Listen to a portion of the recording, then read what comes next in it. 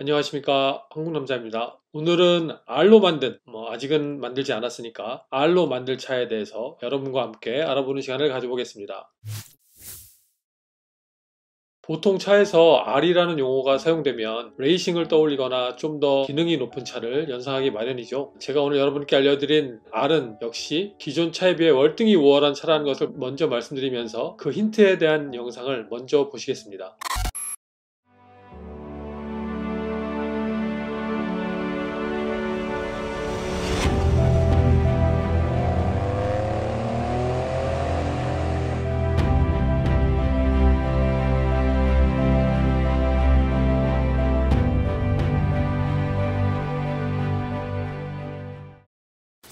네, 영상에서 보신 것과 같이 포드 랩터에 대한 얘기입니다. 사실 절대 R로 보지 못할 차죠, 포드 랩터는. 근데 여기에 아예 R이라는 알파벳을 명명하면서 새롭게 나올 포드 랩터 R은 램 TRX 모델과 경쟁 우위를 점하기 위한 차로 2022년식으로 새롭게 태어난다고 합니다. 랩터란 차를 저도 시승해보고 많은 시간 운전도 해봤지만 그냥 일반 길이나 일반 오프로드에서 평범하게 달리기에는 너무나도 넘쳐나는 성능을 지녔다는 것을 운전대를 잡자마자 바로 알 수 있을 정도로 대단한 차라고 말씀드릴 수 있죠. 어떤 이들은 적어도 랩터를 제대로 느끼려면 포장이 되지 않은 길 또는 사막에 모래가 뒤덮인 길을 시속 100km가 넘게 달려야 된다는 말을 스스럼없이 내뱉는 것을 보면 랩터를 사서 10년을 넘게 갖고 있어도 이 차의 성능을 과연 몇 퍼센트나 사용해 볼까라는 의문도 생기곤 합니다. 실제 그런 길을 달릴 일이 거의 없죠. 랩터를 가지고 일반 오프로드를 가져가면 되게 오프로드를 잘할 것 같이 느껴지지만 실제 오프로딩을 가보면 넘어가는 돌의 높이나 이런 것들에 따라 차이가 있지만 그래도 그런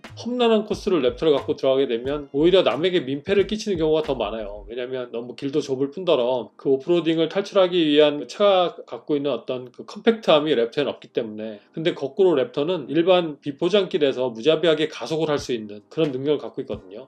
상상을 해보면 비포장길에서 점프를 하는 모습이라든가 모래길에서 뭔가 차가 드리프팅하는 모습이라든가 이런 것들을 연상하게 되는데 바로 그게 랩터의 본 모습이라고도 말씀을 드릴 수가 있어요. 하지만 그런 거 누가 얼마나 해보겠습니까, 살면서. 그런 코스를 갖고 있는 곳도 별로 없고, 그렇기 때문에 좀 아쉬운 얘기긴 하지만 그래도 엄청난 성능을 갖고 있다는 것은 부인할 수가 없다고 생각을 합니다. 자, 이미 이렇게 대단한 트럭이면 누구도 부인할 수 없을 능력차죠. 능력차로 군림하는 와중에 램에서 TRX, 때로는 공용 이름 TRX라는 이름을 명명하긴 하는데 그 이름을 가진 더 대단한 놈을 만들어냈어요. 사실 이 TRX 한 대로 포드 랩터는 그동안 갖고 있던 능력자의 위치를 어쩔 수 없이 내려놓을 수밖에 없는 상황이 됐죠. 더군다나 2세대 현재 판매되고 있는 랩터의 경우는 출력은 이전 세대에 비해 높아졌지만 엔진 다운사이징에 따른 고출력 터보를 사용함으로써 배기 사운드가 많이 약해지고 어떤 머슬카의 느낌이 조금은 사라졌다는 평가를 받던 와중이었기에 이 램에서 출시한 TRX는 좀 더 신선함이 더해져서 고출력 트럭 시장 판도에 금이 갈 정도의 위력을 충분히 표시한 것으로 보여주고 있는 상황이 돼버렸어요. 결국은 램이 어떻게 보면 포드만이 갖고 있던 고출력 트럭 시장에 전쟁을 선포한 것과 또 다름이 없는 상황이 돼버렸습니다. 그래서 드디어 램과 포드에서 제대로 경쟁을 하겠구나 라는 생각을 누구나 하기 시작했고, 아무리 그 램에서 그런 고출력 차를 내놨다 하더라도 뭔가 좀 차분하게 포드에서는 지켜볼 것 같은 그런 느낌을 갖고 있었는데 의외로 포드에서 싸움을 제대로 받아치기 시작을 했습니다. 그냥 참고 보진 못한다는 것이죠. 기존 랩터의 탄생을 보면 보통 F150이란 트럭이 풀모델 체인지가 되면 랩터는 그 후 2년 정도의 텀을 가지고 새롭게 시장에 나왔어요. 그만큼 여유가 있었던 것이죠. 어느 정도 여유가 있었냐면 2세대 랩터가 나올 때 많은 사람들이 루머였던, 어떤 루머가 있었냐면 이번 새롭게 나오는 랩터는 3.5 이코부스트 엔진만 적용한다, 이런 루머가 있었어요, 그 당시에. 근데 많은 사람들이 이 부분을 싫어했고 적어도 고출력 자연흡기 엔진 하나는 적용을 했으면 좋겠다라는 바람을 계속 표시를 했는데 이런 바람을 완전히 외면했어요, 포드에서는. 그 정도로 사실 여유가 있었던 거죠. 그런데 이번에 포드에서 정신을 좀 차렸는지 새로운 풀모델 체인지된 F150이 나오자마자 랩터도 바로 출시한다고 하네요. 물론 연식의 차이는 1년의 차이가 있을 예정입니다. 포드 F150 같은 경우는 2021년식부터 새 모델이 나왔고 랩터는 2022년식으로 나온다고 해요. 거기에 기존 3.5 이코부스트 엔진 이외에 현실적으로 램 TRX와 경쟁할 새 모델인 랩터 R을 추가한다고 합니다. 제가 아까 말씀드린 그 R로 보는 차가 바로 이 랩터 R이에요. 좀 뉘앙스가 서로 어긋나나요? 랩터의 팬들의 환호성이 여기저기서 들리는 것 같기도 하고요. 그럼 과연 랩터 R은 어떤 차로 나올지 한번 보도록 할게요. 지금부터 말씀드린 부분은 약간의 루머가 섞인 예상도 포함하고 있으니까 감안해서 봐주시길 바라겠습니다.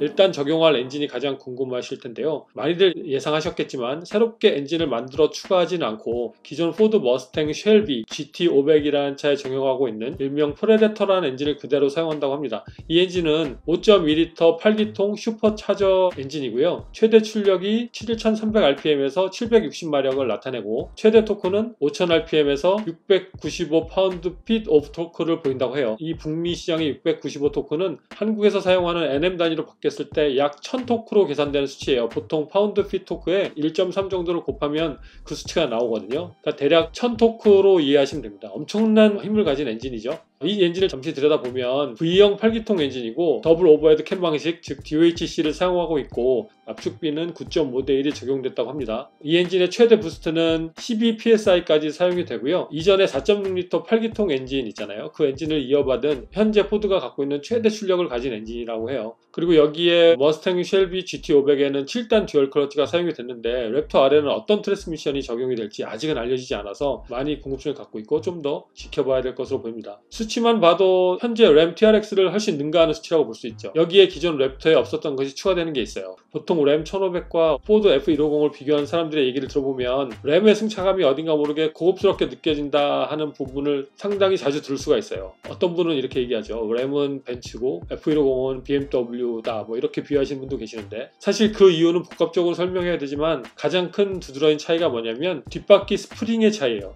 F150이나 랩터는 기존 뒷바퀴에 리프 스프링, 그러니까 많이들 알고 계시는 판 스프링만 계속 적용을 했습니다. 현재 나온 F150도 마찬가지고요. 하지만 램 1500 같은 경우는 뒷바퀴에 코일 스프링을 얹은 트럭이 많이 적용이 됐죠. 그럼으로써 승차감이 많이 개선이 돼서 그 승차감의 호평을 받기 시작을 했어요. 그리고 오프로딩을 많이 다녀보신 분들은 알겠지만 바디온 프레임 차하고 모노코크 방식의 차를 오프로딩에 가지고 들어갔을 때 물론 고난도 오프로딩을 탈출하거나 오프로딩의 능력치를 갖고 있는 건 현재까지는 바디온 프레임 차들이 좀 더 그 능력을 발휘하고 있지만 실제 일반 비포장을 막 달릴 때는 정말 승차감이 너무 안 좋아요. 바디온 프레임인 경우는요. 같은 비포장 도로를 랭글러를 가지고 가는 것과 그리고 포르쉐 카이엔을 갖고 가는 것과 완전 다르거든요. 포르쉐 카이엔 갖고 가면 랭글러가 타고 다녔던 그 막 차 안에서 튀고 정신없고 이런 길이 전혀 느껴지지 않을 정도로 그렇게 승차감이 좋은데 램 1500의 이 뒷바퀴 코일 스프링도 오프로딩에서 고속주행 시 느끼는 그 바디온 프레임이 극복하지 못한 엄청난 거친 승차감을 많이 개선했다는 평가도 받았습니다.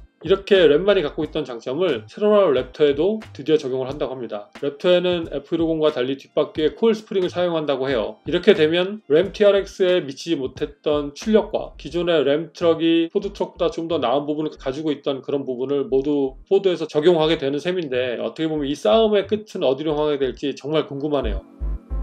여러분이 선택하신다면 TRX와 신형 랩터 중 어떤 것이 될까요? 물론 차 가격이 정해져야 선택함에 좀 더 신중을 기할 수 있겠죠. 자, 아무튼 새롭게 선보일 랩터 R은 다음 달 3일 북미 시간으로 2월 3일에 공식 발표를 한다니까요. 랩터에 관심이 있는 분들은 조금만 더 기다려 보시고 그때 어떻게 차가 나오게 될지 다 같이 지켜보는 시간을 가져보도록 했으면 좋겠습니다. 자, 오늘도 영상을 봐주셔서 감사드리고 다음에 또 좋은 영상으로 찾아뵙겠습니다. 고맙습니다.